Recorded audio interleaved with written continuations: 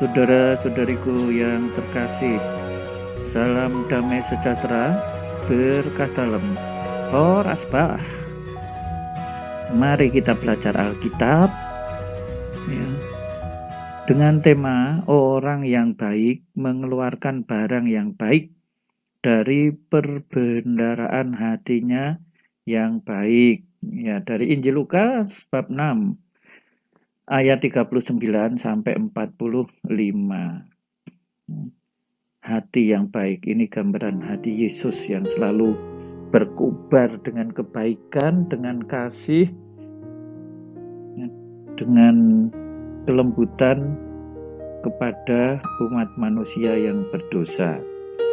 Oh ya, ini jangan lupa untuk subscribe dari Tuhanlah Pertolonganku channel. Bagikan kepada teman-teman di grup dalam keluarga dan juga saudara-saudara di tempat yang lain. Yesus mengatakan, dapatkah orang buta menuntun orang buta? Nah, saudara-saudariku yang terkasih, lihat ya dalam gambar ini ya, bagaimana ketika orang buta yang paling depan ini menuntun mereka. Ini hanya gambar permainan ya, tetapi mau menggambarkan ya ketika orang tertutup matanya, ketika orang tidak melihat, tidak bisa melihat, bagaimana dia akan menuntun menuju suatu perjalanan yang jelas. Pada akhirnya kalau seperti ini ya mereka akan terjerumus ke dalam jurang. Dia tidak tahu bahwa di depannya ada jurang, ada lubang yang begitu besar menganga dan membahayakan keselamatan dirinya sendiri beserta juga teman-temannya. Bukankah keduanya akan jatuh ke dalam lubang? Ya, atau berapapun orang yang dituntunnya itu akan ikut terjerumus. Seorang murid tidak lebih daripada gurunya. Yesus mengingatkan ya bahwa murid-muridnya tidak akan melebihi gurunya, tetapi barang siapa telah tamat pelajarannya akan sama dengan gurunya. Ya, sekurang-kurangnya menyelesaikan pelajarannya lah supaya mempunyai kearifan yang kurang lebih sama dengan sang guru. Mengapa engkau melihat selumbar di dalam mata saudaramu? Selumbar ini potongan kayu yang kecil di mata, disebut di mata saudaramu, di mata orang lain ya. Sedangkan balok, nah ini yang menjadi masalah, balok di dalam matamu tidak engkau ketahui. Coba kita lihat gambar ini ya, kalau mata seseorang ada balok atau potongan kayu besar menancap di mata, bagaimana dia akan melihat? Ya, meskipun selumbar ini juga ya, bukan sekedar debu ya, kalau di mata ini pun juga sudah jelas bisa dilihat. Tetapi kalau dirinya sendiri ada balok di mata, ya tentu tidak akan bisa melihat. Nah, saudara-saudari, inilah yang sering terjadi di dalam kehidupan kita ya. Sekaligus kita renungkan ya, bahwa lebih mudah kita melihat kekurangan di mata orang lain daripada kita melihat kekurangan sendiri. Ya, bahkan kekurangan-kekurangan orang lain yang begitu kecil, begitu detail, dengan mudah bisa kita lihat. Sedangkan kekurangan yang luar biasa besar di dalam diri kita bahkan seperti tidak bisa kita lihat. Mata sudah ketutupan balok seperti ini, nggak bisalah melihat yang lainnya. Bagaimana engkau dapat berkata kepada saudaramu, biarkan aku mengeluarkan selumbar dalam matamu? Loh, memang mengeluarkan selumbar itu sesuatu yang baik ya, membantu. Tetapi kalau di mata kita sendiri ada baloknya, ya nggak mungkin kita akan membantu. Itu akan menjadi sama seperti orang buta yang menuntun orang buta. Dan Yesus menyatakan orang-orang seperti itu bagaikan orang yang munafik. Hai orang munafik, keluarkan dahulu balok dari matamu, maka engkau akan melihat dengan jelas untuk mengeluarkan selumbar itu dari mata saudaramu. Nah, saudara-saudari yang terkasih, inilah kelemahan manusiawi kita yang luar biasa. Yesus akan menyembuhkan itu, Yesus akan membuat kita bisa melihat dengan jelas dan jernih. Nah, di dalam Yesus kita bisa mempunyai hati sebagaimana hati Yesus.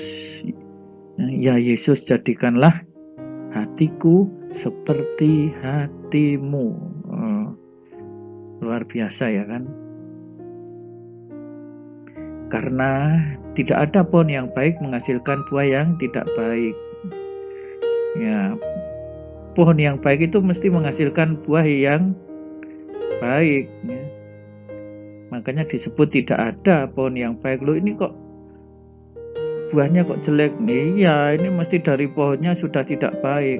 Dan juga tidak ada pohon yang tidak baik menghasilkan buah yang baik. Ya, ini sesuatu yang mustahil. Wah, ini pohonnya jelek sekali. Wah, tapi buahnya baik-baik. Mana ada yang seperti itu? Ya, kita melihat gambaran ini, ada buah anggur di sini. Buahnya kelihatan luar biasa. Kuntumnya kelihatan segar, hijau. Tentu saja ini berasal dari pohon yang baik. Pohon adalah diri kita. Ya, kalau dari diri kita ini sebagai pohon yang baik, tentu akan menghasilkan hal-hal yang baik melalui perbendaharaan hati kita. Nah, ini juga ada sebuah gambaran ya. Ini buah apa? Buah anggur ya. Dan kita langsung bisa, oh ini yang di atasnya ini adalah pohon anggur ya. Tetapi kalau tidak ada buah-buahnya, seringkali kita sulit mengenali ini pohon apa ya.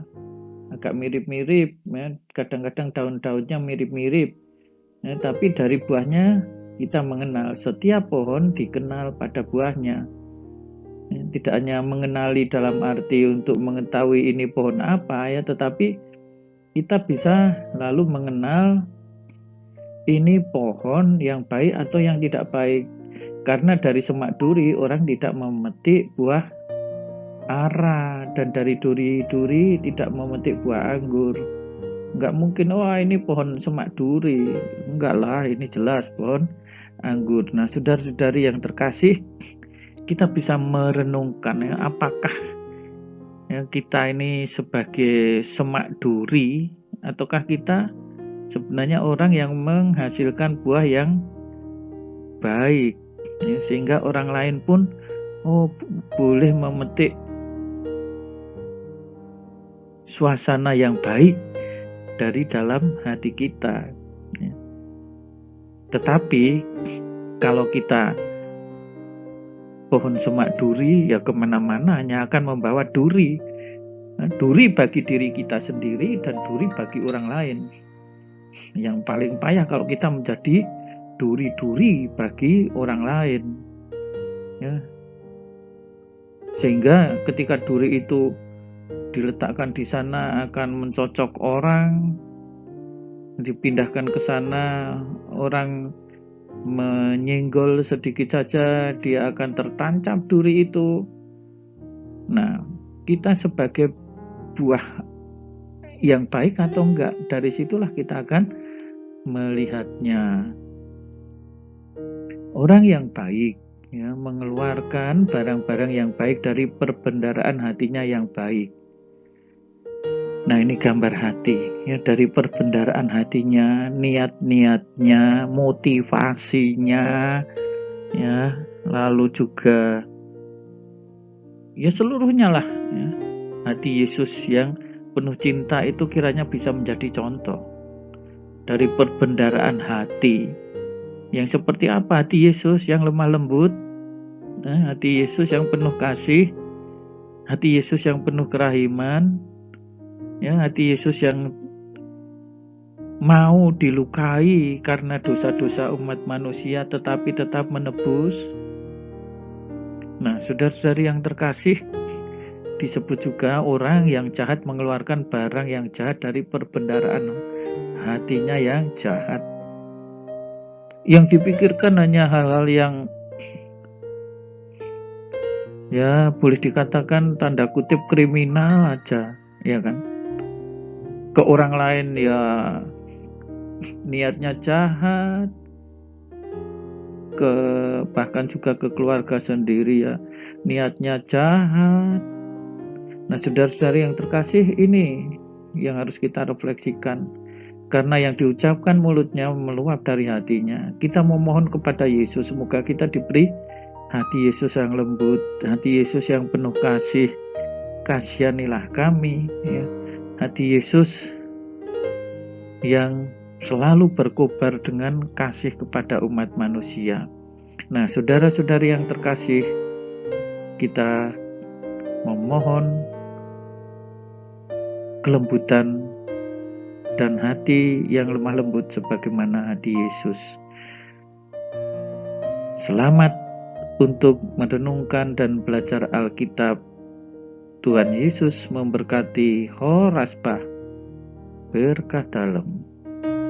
Jangan lupa untuk subscribe, bagikan kepada teman-teman di grup dan juga dalam keluarga saudara.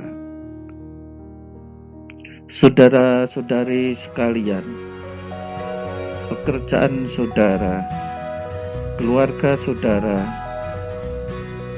dinaungi, dibimbing, dan diberkati oleh Allah yang Maha Kuasa, Bapa dan Putera dan Roh Kudus. Amin.